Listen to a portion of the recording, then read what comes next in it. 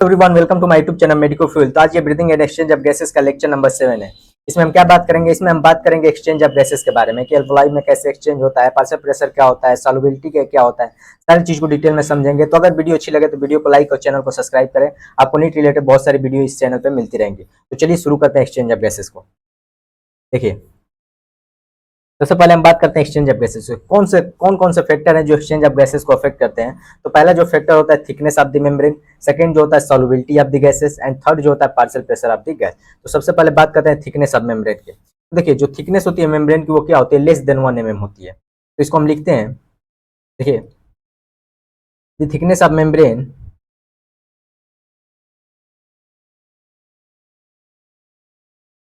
Thickness of membrane is less than less than 1 mm होती है। तो जो थिकनेस होती है मेम्ब्रेन की क्या होती है? 1 mm से भी कम होती है। तो आइए इसको हम डायग्राम के थ्रू समझते हैं पहले थिकनेस को। देखिए, ये हमारी क्या होगी? ये हमारी एल्वियोलाई है, ठीक है। और एक मिनट दीजिए, ये हमारी एल्वियोलाई है और ये हमारी ब्लड वेसल है। देखिए,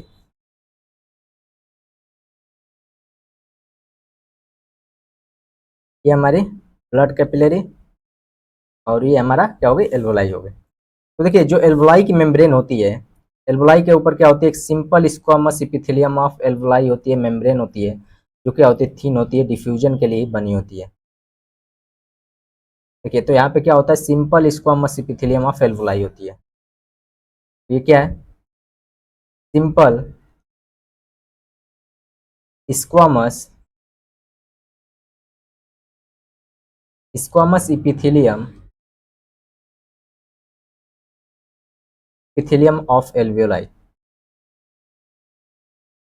तो ये सिंपल स्क्वामस एपिथेलियम होती है एल्वियोलाई की। देखिए, उसके बाद जो ब्लड वेसल्स की जो लेयर होती है, जो ब्लड वेसल की ये लेयर होती है, ब्लड वेसल में भी क्या होता है? ऐसे एक मेम्ब्रेन होता है जिसे हम क्या कहते हैं? इंडोथेलियम कहते हैं। ये क्या होती है? ऐसे ही यहाँ पे भी नीचे भी होता है। ठीक है, हम ऑफ ब्लड कैपिलरी, ठीक है बच्चों। उसके बाद इन दोनों के बीच में ही क्या होती है? इन दोनों के बीच में ही एक एस सेलुलर, ये मेम्ब्रेन नहीं होती, एक सब्सटेंस होता है जिसे हम क्या कहते हैं? बेसमेंट सब्सटेंस कहते हैं इसको। ये क्या है? Basement substance. बेसमेंट सब्सटेंस होता है, या इसको मेम्ब्रेन भी लिख के दे सकता है। तो ये क्या होती है? 3 लेयर होती है। इंडोथेलियम, इसको simple squamous epithelium of alveoli होता है। उसके बाद जो ब्लड कैपिलरी की लेयर होती है वो इंडोथेलियम होती है, और इन दोनों के बीच में क्या होता है? एक बेसमेंट सब्सटेंस होता है जो ए सेलुलर होता है। इन्हीं की इन्हीं की जो थिकनेस है, देखिए, इन तीनों का मिला के जो थिकनेस होता है, इन तीनों को ही मिला के जो थिकनेस है मेम्ब्रेन की, ये क्या होती है? लेस देन 1 mm की होती है। इसको मैंने बताया था, जो थिकनेस होती है मेम्ब्रेन की क्या होती है? लेस देन 1 mm होती है। ठीक है बच्चों। तो अब नेक्स्ट हम बात करते हैं सॉल्युबिलिटी ऑफ गैसेस की। तो देखिए, गैस जितनी ज्यादा सॉल्युबल होगी वो उतना ही फास्टर क्या करेगी? हमारे एल्वियोलाई से डिफ्यूज होगी। सॉल्युबिलिटी ऑफ गैसेस में लिखते हैं, देखिए, देखिए, मोर सॉल्युबिलिटी का मतलब क्या होता है कि कितना तेजी से गैस जो है हमारे प्लाज्मा में डिसॉल्व होता है, उसी को हम क्या कहते हैं? सॉल्युबिलिटी ऑफ गैसेस कहते हैं। तो क्या इसमें लिखेंगे? More is the solubility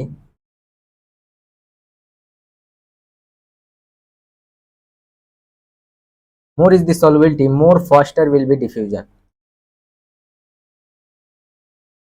more faster will be diffusion. ठीक है। और यहाँ पे एक नोट डाल के लिख लीजिए कि जो कार्बन डाइऑक्साइड की सॉल्युबिलिटी होती है वो ऑक्सीजन के कंपेयर में 20 to 25 टाइम्स हायर होती है। ये एनसीईआरटी में गिवन है, ये एनसीईआरटी की लाइन है। देखिए, solubility solubility of CO2 is 20 to 25 times higher than that of O2। Of O2। मतलब इसका मतलब क्या है, CO2 जो है बहुत तेजी से क्या होगा, हमारे डिफ्यूज होगा मेम्ब्रेन के थ्रू, तो इसकी सॉल्युबिलिटी क्या है, 20 to 25 टाइम्स हायर है। उसके बाद कार्बन मोनोऑक्साइड की जो सॉल्युबिलिटी होती है वो 200 to 300 टाइम्स हायर होती है, किससे, ऑक्सीजन के कंपेयर में। तो उसका भी लिख सकते हैं, यहाँ पे ब्रैकेट में लिख लीजिए, कार्बन मोनोऑक्साइड की सॉल्युबिलिटी क्या होती है, 200 से 300 times more than O2। Oxygen से क्या होती है, 200 से 300 गुना मोर सॉल्युबल होती है हमारी कार्बन मोनोऑक्साइड। इसीलिए अगर मान लेते हैं कोई रात को, जैसे आप न्यूज़ सुनते होंगे कि ठंड के दिनों में कोई कोयला जला के सो जाता है, तो क्या होता है, अगर बंद कमरे में सो गया तो सुबह वैसे ही क्या होता है, मरा हुआ पाया जाता है। क्यों होता है, क्योंकि ये स्लो पॉइजन होता है, ये हेमोग्लोबिन के साथ बाइंड कर लेता है और इरिवर्सिबल बाइंडिंग होती है हेमोग्लोबिन के साथ। वो क्या कर देता है, हेमोग्लोबिन के साथ एक बार बाइंड कर देगा उसको, फिर से वो क्या करेगा, उसको छोड़ेगा नहीं, वो डिस्ट्रॉय ही कर देगा उसको। तो ऐसे ही धीरे धीरे ये स्लो पॉइजन के काम करता है, और जो व्यक्ति होता है वो सोते सोते ही वैसे ही सोता ही रह जाता है। तो ये बहुत इंपॉर्टेंट है। उसके बाद partial pressure of gas, third जो होती है partial pressure of gas. Third factor कौन सा है, पार्शियल प्रेशर ऑफ गैस। तो देखिए पार्शियल प्रेशर क्या होता क्या है, तो देखिए मान लेते हैं कि एक कंटेनर है, एक ये कंटेनर है, हम बना लेते हैं, इसमें क्या है, ऑक्सीजन है, ये रेड से मैंने जो बनाया ये क्या है, ये ऑक्सीजन है, और मैं इसको व्हाइट से बना दे रहा हूँ, व्हाइट से जो मैं बना रहा हूँ ये क्या है, कार्बन डाइऑक्साइड है, मैंने व्हाइट से बनाया, ये कार्बन डाइऑक्साइड है। तो पार्शियल प्रेशर क्या होता है कि ये जो ऑक्सीजन है इस मिक्सचर में कितना अपना पार्शियल प्रेशर, कितना अपना प्रेशर लगा रहा है, उसी को हम क्या कहते हैं, partial pressure of that gas कहते हैं। तो कितना कंट्रीब्यूशन कर रहा है, सिंपल वे में अगर बोले तो देखिए ऑक्सीजन का लिखेंगे, देखिए the pressure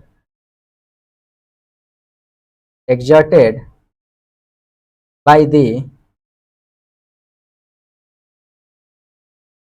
individual gas in a mixture is called partial pressure of that gas।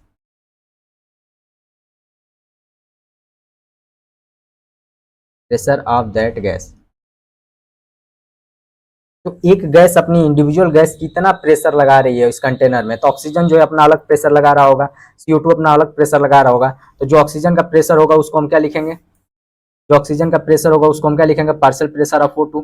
जो कार्बन डाइऑक्साइड का होगा उसको हम क्या लिखेंगे, पार्शियल प्रेशर ऑफ CO2 लिखेंगे। तो ये इंडिविजुअल गैस कितना प्रेशर लगाती है मिक्सचर में, उसी को हम क्या कहते हैं, partial pressure of that gas कहते हैं।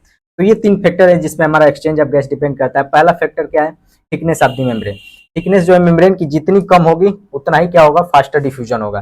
सेकंड जो होता है सॉल्युबिलिटी ऑफ गैसेस, तो गैस की सॉल्युबिलिटी जितनी ज्यादा होगी उतना ही फास्टर डिफ्यूजन होगा। और तीसरा जो होता है partial pressure of gas, partial pressure of जितना ज्यादा होगा उतना ही क्या होगा, तेजी से गैस डिफ्यूज करेगी। ठीक है बच्चों, तो इसको याद रख लीजिए। भाई हम बात करते हैं पार्शियल प्रेशर का कंसेप्ट को हम पूरे डिटेल में समझते हैं। देखिए एक मिनट दीजिए, थोड़ा इस डायग्राम को मैं कॉपी कर रहा हूँ।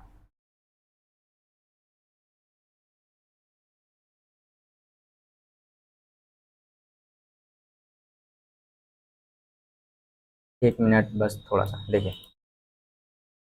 ये डायग्राम पीछे भी है, ठीक है। तो देखिए हमने ये पढ़ लिया तीनों लेयर, इसको मैं क्या करता हूँ, इरेज कर देता हूँ।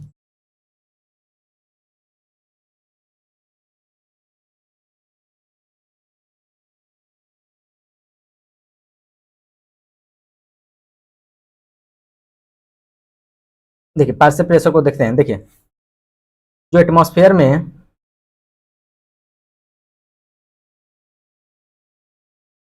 तो बच्चों जो एटमॉस्फेयर में जो ऑक्सीजन का पार्शियल प्रेशर होता है, पार्शियल प्रेशर ऑफ ऑक्सीजन कितना होता है, 159 mm ऑफ Hg होता है। ये सारा mm ऑफ Hg में लिख रहे हैं। और जो CO2 का होता है कितना होता है, 0.3 mm ऑफ Hg।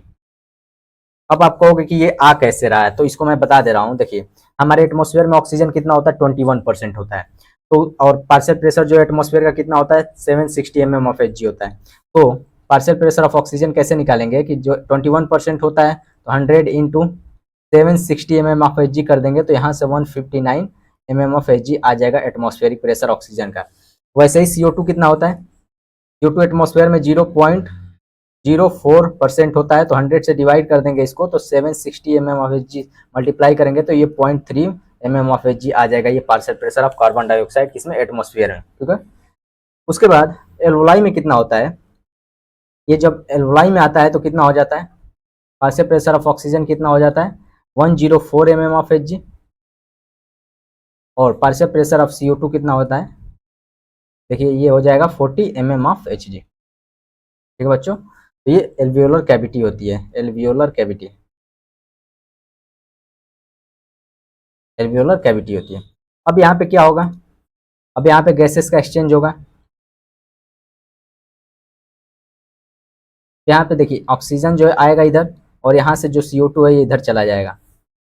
यहाँ से CO2 ये क्या होगा, यहाँ से जो डीऑक्सीनेटेड ब्लड का CO2 है ये यहाँ पे आ जाएगा, और यहाँ का जो ऑक्सीजन है वो क्या होगा, ब्लड में आ जाएगा। तो यहाँ पे डिफ्यूजन होगा, तो डिफ्यूजन होगा तो ये किस में जाएगा, ये जाएगा हमारा, इसको कौन कैरी करेगी, ये जो कैरी करेगी पल्मोनरी आर्टरी कैरी करेगी, नहीं पल्मोनरी वेन कैरी करेगी। लेके कौन आ रही थी, लेके आ रही थी पल्मोनरी आर्टरी, पल्मोनरी आर्टरी ये डीऑक्सीनेटेड ब्लड को लेकर आ रही थी, और इसको ले कौन जा रहा है ऑक्सीजनेटेड ब्लड को, पल्मोनरी वेन। तो इसको डिटेल में समझेंगे, टेंशन मत लीजिए, आपको अभी नहीं समझ में आ रहा होगा मुझे पता है, लेकिन इसको डिटेल में समझेंगे। पहले ये समझिए कि जो एटमॉस्फेयर में पार्शियल प्रेशर ऑफ ऑक्सीजन है वो 159 mm ऑफ Hg है, और जो CO2 का है वो 0.3 mm ऑफ Hg है। मैं हमने निकाला कैसे, हमने ये साइड में निकाला है कि जितना परसेंटेज है उसका एटमॉस्फेयर में, उसको उतना लेके 100 से डिवाइड करके उसके बाद 760 mm ऑफ Hg से मल्टीप्लाई कर दीजिए तो उतना निकल जाएगा। नाइट्रोजन का निकालना होगा तो 78/100 इंटू 760 कर देंगे तो नाइट्रोजन का पार्शियल प्रेशर निकल जाएगा। तो ऐसे ही हम निकालेंगे। तो चलिए इस पूरे कॉन्सेप्ट को समझते हैं। देखिए ये मैंने एक चार्ट बनाया हुआ है, यहाँ पे पूरा पार्शियल प्रेशर एकदम पूरा क्लियर हो जाएगा, रटने की थोड़ा भी जरूरत नहीं पड़ेगी। देखिए ये हमारा क्या है, ये हमारा टिश्यू है, ये हमारा टिश्यू है, और यहाँ पे हमारा क्या है, एक मिनट दीजिए, यहाँ पे हमारा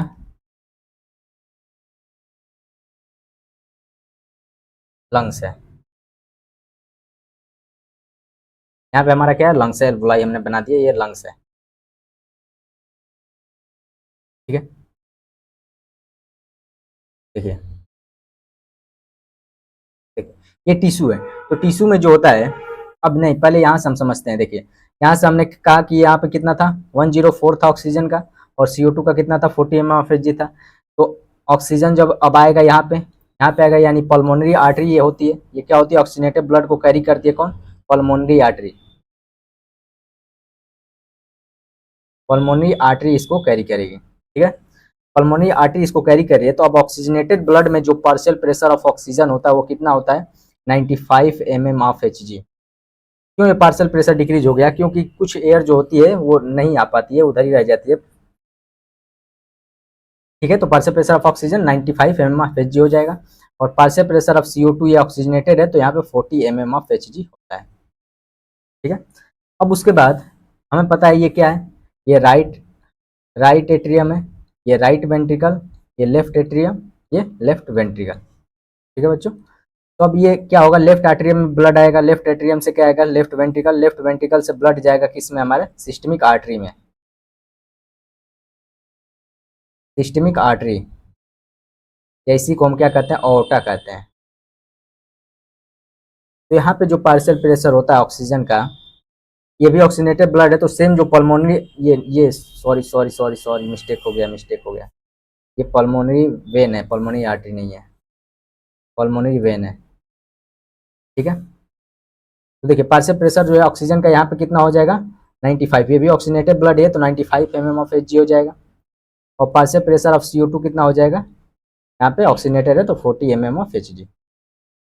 उसके बाद टिश्यू, यहाँ से ये ब्लड आया, तो ब्लड यहाँ आया तो जो ऑक्सीजन है वो कहाँ पे आएगा, टिश्यू में आ जाएगा, और यहाँ से CO2 जो है कहाँ पे जाएगा, यहाँ पे ब्लड में जाएगा। तो यहाँ पे टिश्यू में जो पार्शियल प्रेशर होता है ऑक्सीजन का वो कितना होता है 40 mm ऑफ Hg होता है, और पार्शियल प्रेशर ऑफ CO2 कितना होता है 45 mm ऑफ Hg होता है। अब ये क्या कर रहा है, डीऑक्सीनेटेड ब्लड ये आ रहा है इधर, इसको कौन कैरी कर रहा है, इसको कैरी कर रहा है आपका ये मेन वेन होती है जिसे हम क्या कहते हैं, वेना कावा कहते हैं। वेना कावा कैरी कर रही है। यहाँ पे जो पार्शियल प्रेशर ऑफ ऑक्सीजन है, डीऑक्सीनेटेड ब्लड है, तो डीऑक्सीनेटेड ब्लड में याद रखिए ऑक्सीजन का 40 होगा और CO2 का क्या हो जाएगा 45 हो जाएगा, और टिश्यू में ऑक्सीजन का 40 और CO2 का क्या हो जाएगा 45 हो जाएगा। यहाँ पे क्या हो जाएगा ऑक्सीजन का 40 mm ऑफ Hg और CO2 का कितना हो जाएगा 45 mm ऑफ Hg हो जाएगा। अब ये ब्लड गैर कहाँ जाएगा, राइट एट्रियम में, राइट एट्रियम से ब्लड जाएगा राइट वेंट्रिकल, राइट वेंट्रिकल से ब्लड को कौन कैरी करता है, पल्मोनरी आर्टरी कैरी करती है। अब यहाँ पे हम लिखेंगे पल्मोनरी आर्टरी,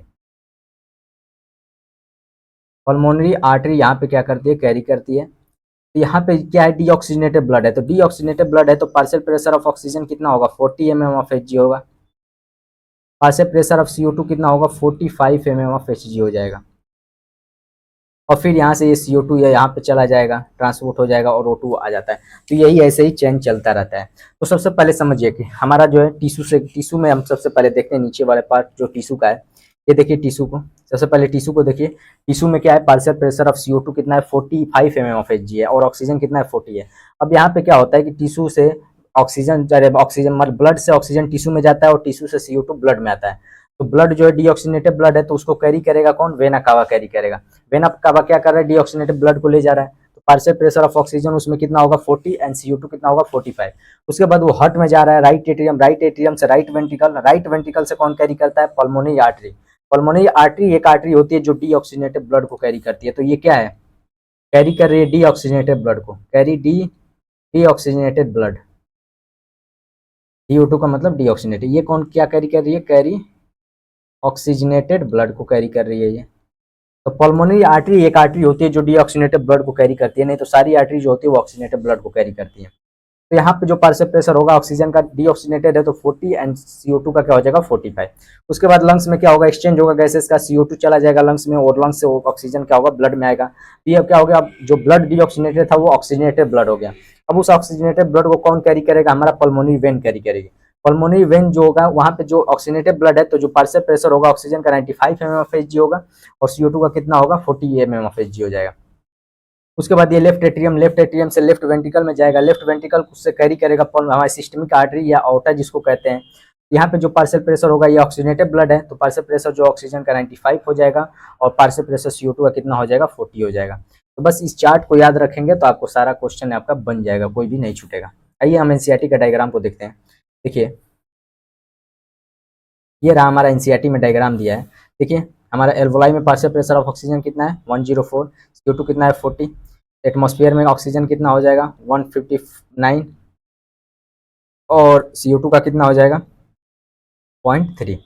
यहाँ से देखिए ऑक्सीजन आया ब्लड में, ये ऑक्सीजनेटेड ब्लड हो गया, पल्मोनरी वेन हो गई, PO2 कितना हो जाएगा 95 और PCO2 कितना होगा यहाँ पे इसमें सिस्टमिक आर्टरी में।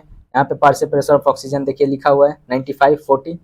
फिर टिश्यू में आएगा, टिश्यू में ऑक्सीजन ब्लड से टिश्यू में जाएगा और टिश्यू से क्या होगा CO2 ब्लड में जाएगा, तो डीऑक्सीजनेटेड ब्लड हो गया। यहाँ पे पार्शियल प्रेशर देखिए ऑक्सीजन का 40 एंड 45। फिर यहाँ से कौन कैरी करेगा, हमारे राइट पोर्शन वाले लंग्स में जाएगा, हार्ट में जाएगा, वहाँ से कैरी करेगी पल्मोनरी आर्टरी। पल्मोनरी आर्टरी में क्या होता है partial pressure of oxygen deoxygenated है तो 40 एंड CO2 क्या हो जाएगा ये 45। सेम जो यहाँ पे है वही यहाँ पे भी होगा, डीऑक्सीजनेटेड ब्लड में सेम रहेगा, ऑक्सीजनेटेड ब्लड में भी सेम रहेगा। तो इसको पूरे ध्यान से इसको याद कर लीजिएगा। उसके बाद एनसीईआरटी में हमें ये चार्ट भी दिया हुआ है, तो इस चार्ट को देख लीजिए। देखिए एटमॉस्फेयर में कितना होता है 159 mm ऑफ Hg होता है, CO2 कितना होता है 0.3, एल्वोलाई में कितना होता है 104 होता है और इसमें कितना हो जाएगा 40। ऑक्सीजनेटेड ब्लड में ये 95 होता है, ये कितना हो जाएगा 40। ये ऑक्सीजनेटेड ब्लड में ये 40, ये 45, टिश्यू में ये 40 और यहाँ पे ये 45।